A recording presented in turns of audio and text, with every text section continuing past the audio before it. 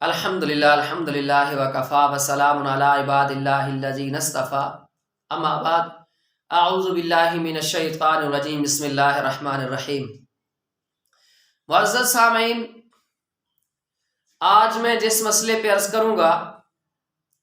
وہ مسئلہ یہ ہے، جب کہ ہم قرآن خوانی کے لیے جمع ہوتے ہیں اور اس وقت جب قرآن کی تلاوت شروع ہو جاتی ہے اور ہم پیسے ڈالنا شروع کر دیتے ہیں، میں اس رسم پہ عرض کروں گا۔ یاد رکھیں، تمام اعمال کا دار و مدار نیت کے اوپر ہے۔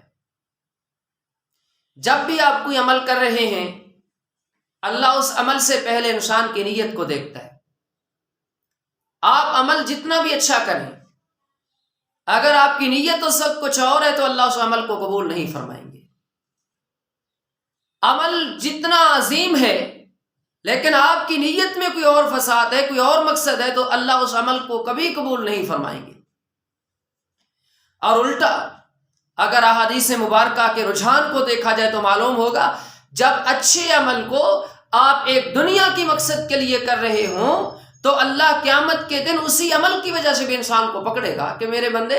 آپ نے یہ عمل تھا تو میرے دین کا، لیکن آپ نے دنیا کے مقصد کے لیے کیا، دنیا کو دکھاوے کے لیے کیا تھا۔ اب بتاؤ کہ آپ نے مجھے تو راضی کرنے کے لیے نہیں کیا تھا۔ معزز سامعین، کہ جب کوئی شخص فوت ہوتا ہے اہل ایمان میں سے، کلمہ گو ہو، تو ہم مسلمان پھر بعد میں اکٹھے ہوتے ہیں ان کی روح کو ایصال ثواب پہنچانے کے لیے۔ خواہ یہ اکٹھ کیا سنت کے مطابق ہے یا نہیں، یہ تو ایک جدا عنوان ہے، لیکن یہ کہ جو ہو رہا ہے اس پہ عرض کر رہا ہوں کہ جب اکٹھے ہو جاتے ہیں، قرآن کی تلاوت شروع ہوتی ہے، امام صاحب ختم پڑھنا شروع کر دیتے ہیں،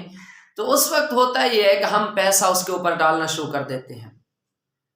اور انسان کی نیت کے اندر جب بھی کوئی فساد پیدا ہو جائے تو یاد رکھیں اللہ اس عمل کو قبول نہیں فرمائیں گے۔ اب ہمارے ہاں یہ ہوتا ہے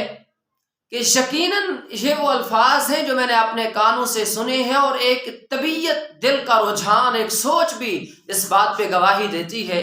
کہ ایک پڑھنے والا امام صاحب بھی اس غرض سے اگر آ جائیں خدا نہ خواستہ کہ میں فلاں جگہ کے اوپر جا رہا ہوں، وہاں قرآن کریم پڑھوں گا، قرآن خوانی ہوگی تو مجھے کچھ نہ کچھ مل جائے گا۔ میرے بھائیوں، میرے بزرگوں، میرے عزیز نوجوان ساتھیوں، اس وقت آپ سب تو اس لیے اکٹھے ہو گئے کہ ہمارا فوت ہوا فلاں، ہم اس کی روح کو ایصال ثواب پہنچا رہے ہیں، آپ نے بڑا خرچہ بھی کیا۔ اب جو وہاں پہنچا ہے وہ تو اس غرض سے کہ میں نے وہاں پیسہ لینا ہے، کچھ نہ کچھ مجھے بن جائے گا۔ اب بتائیں کہ جب اللہ نے تو قبول کرنا ہے عمل کو نیت کے اوپر، اللہ نے تو عمل کو قبول فرمانا ہے اس بنیاد کے اوپر کہ اس کا مقصد صرف یہ ہو کہ میں قرآن کی تلاوت کروں، جیسے آپ کا مقصد ہے اسی طرح ان کا بھی مقصد ہو، تو لہٰذا اگر ان کی نیت یہ بن گئی کہ مجھے کچھ نہ کچھ پیسہ ملے گا، بنے گا، اور قرآن نے تو اس کو بڑی سختی سے روکا ہے، وَلَا تَشْتَرُوا بِآيَاتِي ثَمَنًا قَلِيلًا، کہ بالکل عین قریب یہ طریقہ نظر آتا ہے۔ تو پھر یہ کہ اس وقت حقیقی بات یہ ہے کہ جب پیسہ ڈالا جا رہا ہو، پڑھنے والے کے دل میں یہ ضرور خیال آتا ہے میرے اوپر زیادہ سے زیادہ اور پیسے آئیں اور پیسے آئیں، تو بتائیں کہ جب یہ سوچ بن جائے، آپ خود انسان ہیں، جب پڑھنے والے کے دل میں آئے گا کہ نہیں جب آپ پیسہ ڈال رہے ہیں، تو لہٰذا اس وقت ان کی جب یہ سوچ بنے گی، اب جتنی پڑھائی ہو ان کے ہاتھ اللہ کے سامنے بے شک اٹھے لیکن اندر تو خراب ہو چکا ہے، نیت تو بگڑ چکی ہے، پڑھائی کے دوران خیال تو پیسے کا رہا، تو بتائیں بے شک کہ آپ نے خرچہ کیا، لوگ اکٹھے ہو گئے، قرآن کی تلاوت ہو گئی، نبی پاک صلی اللہ علیہ وسلم پہ درود شریف پڑھا گیا، لیکن آپ سب نے آخر میں یہ کہا کہ ہم نے سب کچھ امام کے سپرد کر دیا، اب یہ دعا مانگے، جو کر رہا ہے اس کی نیت میں کیا بن چکا ہے، یہ دیکھیں اس کا ارادہ کیسا بن چکا ہے۔ اس لیے معزز سامعین،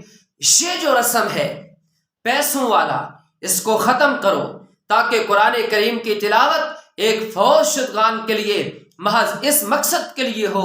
ایک غیر امام سے لے کر امام تک سب اس مقصد کے لیے جمع ہوں کہ ہم نے قرآن کو پڑھ کر ان کی روح کو ایصال ثواب کرنا ہے۔ جب سب اس مقصد کے لیے اکٹھے ہوں گے، میرا یقین ہے آپ گھر سے چلیں گے تو اللہ آپ کے چلنے کو بھی قبول فرما لے گا۔ اگر آپ کے اندر جس کے سپرد آپ نے سب کچھ کرنا ہے، اس کی نیت کے اندر پیسہ شامل ہو گیا تو آپ کے سب کا کرنا دھرنا سب کچھ بیکار جائے گا۔ اس لیے معزز سامعین، اپنے اس فعل سے جب قرآن کی تلاوت کی جا رہی ہو، جب قرآن خوانی کی جا رہی ہو، پیسوں کے رسم کو مٹا دو، اس کو مت ڈالا کرو۔ امام کی خدمت کرنی ہے تو ویسے بعد میں کر لیا کریں، اس سے پہلے کر لیا کریں تاکہ یہ رسم ختم ہو۔ نبی پاک صلی اللہ علیہ وسلم کے دین مقدس سے ہم رسومات کو ختم کرنے والے بنے، ہم دین کو اسی معیار پہ عمل کرنے والے بنے جو ہمیں رسول اللہ صلی اللہ علیہ وسلم دے کر گئے، جو پیغمبر صلی اللہ علیہ وسلم نے جیسے ہماری رہنمائی کی، ہم اس دین پہ عمل کریں تاکہ دنیا بھی بن جائے اور آخرت میں، دنیا کی زندگی میں بھی ہم کامیاب ہو جائیں، آخرت کی زندگی میں بھی ہم کامیاب ہوں، دنیا کی زندگی میں بھی ہمیں عزت ملے، آخرت کی زندگی میں بھی اللہ ہمیں عزت نصیب فرمائے۔ یہ تب ہوگا کہ دنیا کی زندگی میں ہم نبی پاک صلی اللہ علیہ وسلم کی غلامی کریں گے۔ اللہ عمل کی توفیق نصیب فرمائے۔